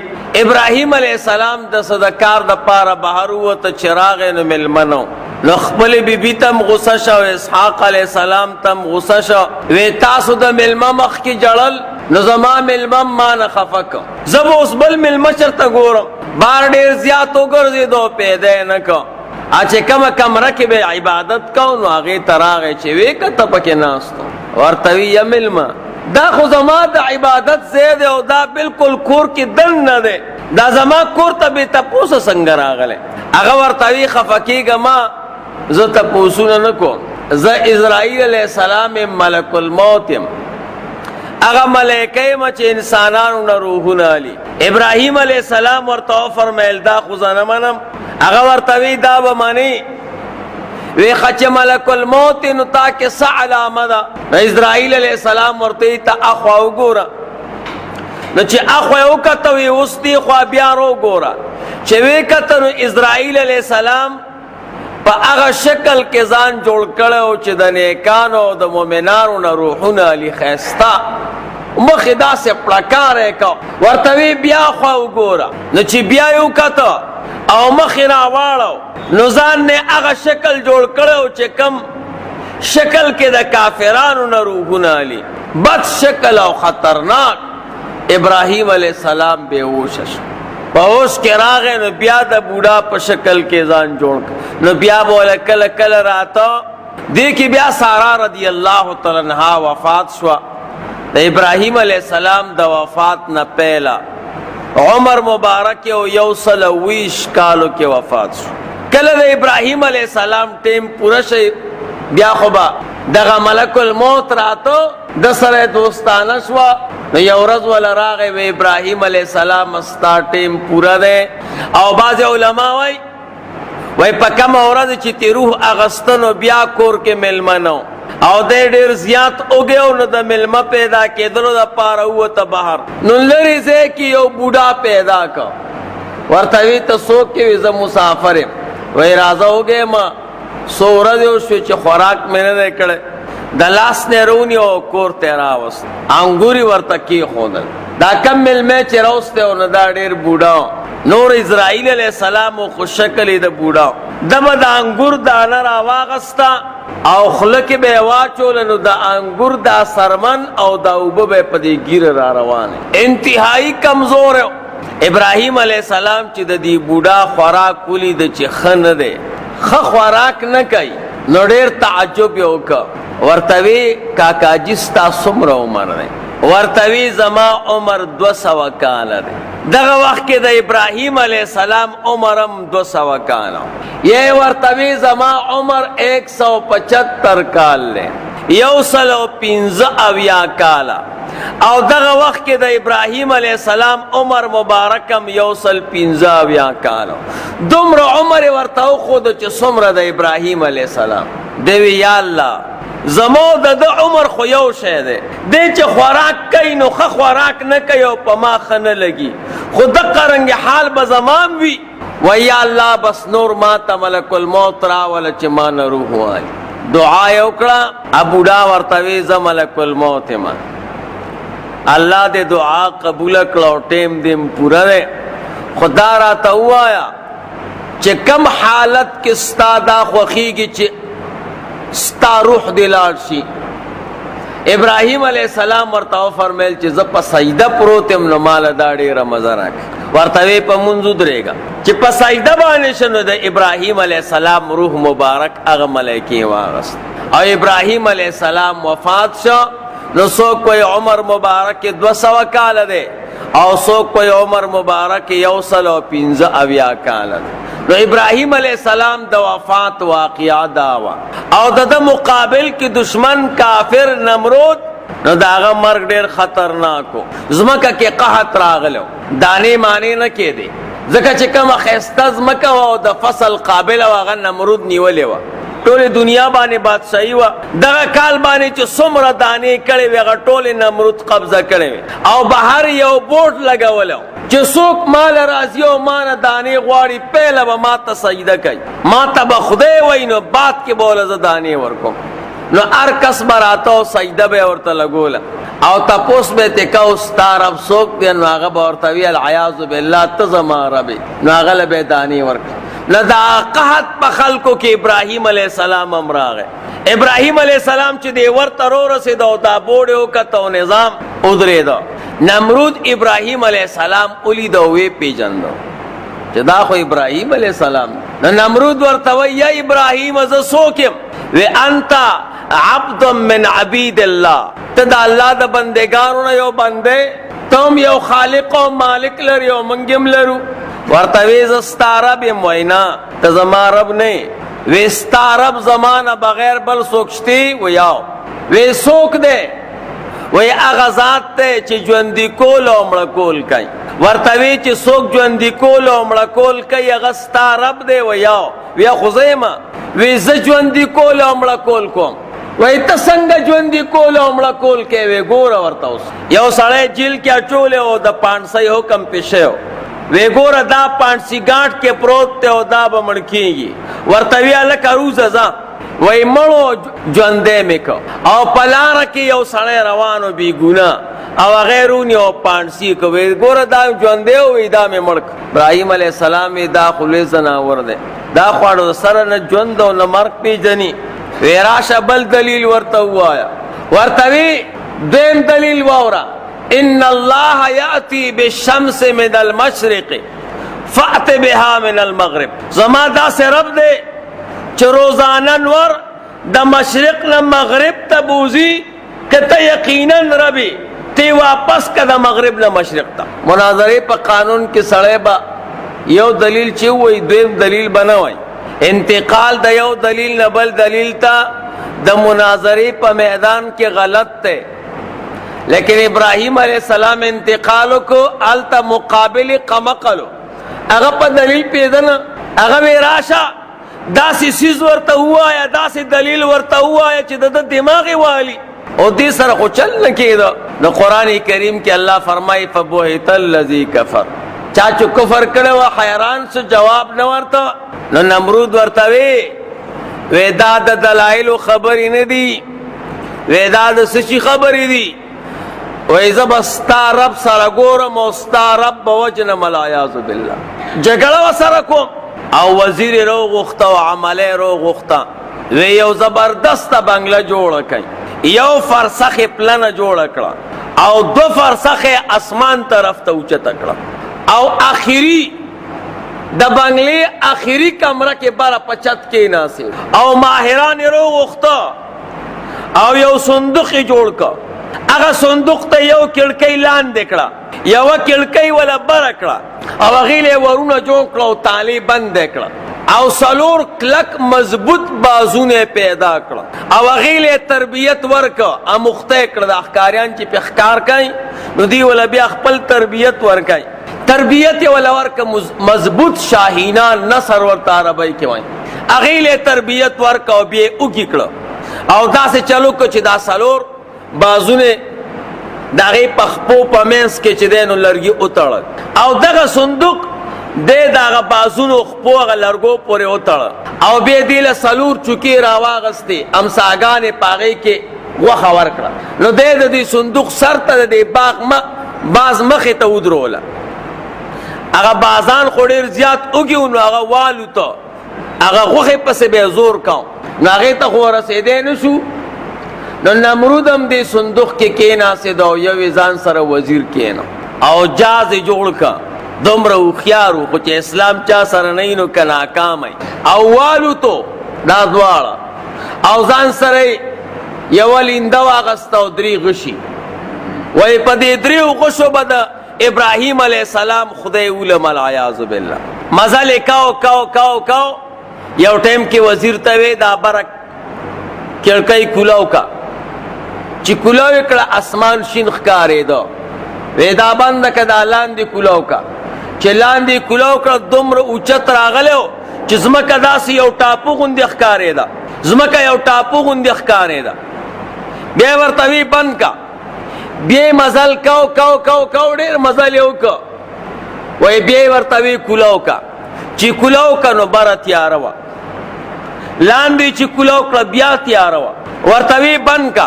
بیا مزل کو تر دې پورې چې قریبه وه چې هغه بازونه هلاک شوي وې د ستړیوالي په وجه ورته وی کولاو که چې بیا تیاره وه غش یې راواغسته او لینده او ګزار یې وکړه سموده دا غش یې ورکو واپس د وینو نه ګنده راکوش وزیر ته وی کار وشه د ابراهیم علیه السلام رب هم وویشته یو ملایکې ورته آواز ورکړه د الله دشمنه ستا اوسم اسمانه پورې 500 کاله مزل پاتې دا ته څه وی 500 کاله اوسم ته چې نور مزل وکړي نو ایله به یو اسمان ته ورسې او یو قهرینه اواز یې پې وکړه دومره تیز اواز و چې وزیر کم ورسره ومړ شو دی ژوندی پاتې شو بس بیا یې هغه چوکه راښکته کړه او بازان لاندې را روان شو علما وایي دغه غشی چې دا بره راغی لاړه او واپس په وینو ګنده او نو دا د څه شي وینې وي